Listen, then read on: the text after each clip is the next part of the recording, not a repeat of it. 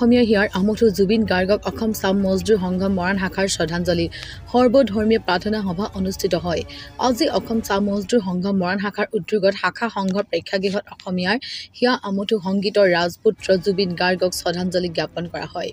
অনুষ্ঠানত প্ৰথমে চাহ মজদুৰ সংঘৰ সভাপতি মনোজ তাঁতী, চাহ কৰ্মচাৰী সংঘৰ সভাপতি বিতু গগৈ, চাহ জনগোষ্ঠী সাহিত্য সভাৰ উপসভাপতি মনমোহন সিং, আচাৰ কেন্দ্ৰীয় সমিতি সাধাৰণ সম্পাদক দেৱেন ওৰাং, চাহ কৰ্মচাৰী সংঘৰ ৰূপম চুতীয়া, শিল্পী পেঞ্চনাৰ হাহিৰাম গোসাই, প্ৰাক্তন শিক্ষা বিষয়া সত্যনাৰায়ণ গন্ধৰ্ভই বন্তিৰ প্ৰজ্বলন কৰি শ্ৰদ্ধাঞ্জলি জ্ঞাপন কৰে।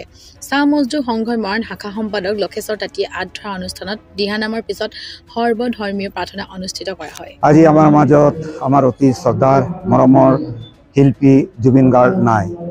তেওঁৰ মৃত্যুৰ পাছত গোটেই ৰাজ্যখনত আজি হাহাকাৰ লাগিছে, মানুহ মিয়মান হৈছে আৰু তেওঁৰ আত্ম শ্ৰদ্ধাৰ কাৰণে আজি চাৰিওফালে শ্ৰদ্ধাঞ্জলি অনুষ্ঠান আয়োজন কৰিছে। আমাৰ অসমত থকা চাহ বাগিচা চাহ শ্ৰমিকসকলো জুবিন গাৰ্গৰ মৃত্যুত মৰ্মাহত হৈছে আৰু সেই বাগিচাই শ্ৰদ্ধাঞ্জলি অনুষ্ঠান পাতিছে। মমবাতি লৈ তেওঁলোকে নিশা গৈ সমদল উলিয়াইছে তেওঁৰ আত্মাৰ সদ্গতিৰ অৰ্থে।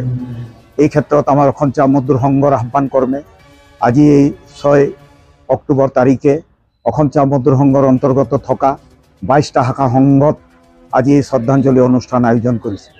আৰু এই শ্ৰদ্ধাঞ্জলি অনুষ্ঠানৰ জৰিয়তে আমাৰ চাহ শ্ৰমিকেও যে জুবিন গাৰ্গক অতি ভাল পাইছিল, মৰম কৰিছিল, তেওঁ যে চাহ শ্ৰমিক জনগোষ্ঠীটোৰ কাৰণেও যে বহুতো কাম কৰি থৈ গৈছে তাৰ স্বীকৃতি স্বৰূপেও আমি আজি এই শ্ৰদ্ধাঞ্জলি অনুষ্ঠান কৰিছোঁ।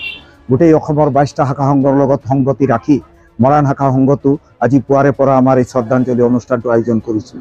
পুৱাবেলা আমি প্ৰয়াত জুবিন গাৰ্গৰ প্ৰতিছবিত আমি ধূপ চাকি জ্বলাই শ্ৰদ্ধাঞ্জলি জনোৱাৰ পাছতেই আমাৰ সৰ্বধৰ্মীয় প্ৰাৰ্থনা সভা আমি আয়োজন কৰিলোঁ আৰু তেওঁৰ কৰ্মৰাজিৰ ওপৰত দুআষাৰ ক'বৰ কাৰণে আমাৰ এই অঞ্চলৰ বিশিষ্ট ব্যক্তিকেইজনক আমি নিমন্ত্ৰণ কৰি আনিছোঁ। আজি যথেষ্ট ৰাইজ আমাৰ ইয়াত উপস্থিত হৈছে, জাতি ধৰ্ম নিৰ্বিশেষে সকলোৱে আহিছে, চাহ বাগিচাৰ শ্ৰমিক কৰ্মচাৰী ওলাই আহিছে আৰু আমাৰ এই শ্ৰদ্ধাঞ্জলি অনুষ্ঠানত অংশগ্ৰহণ কৰি আজিৰ এই দিনটো পালন কৰাত আমাক সহায় কৰিছে।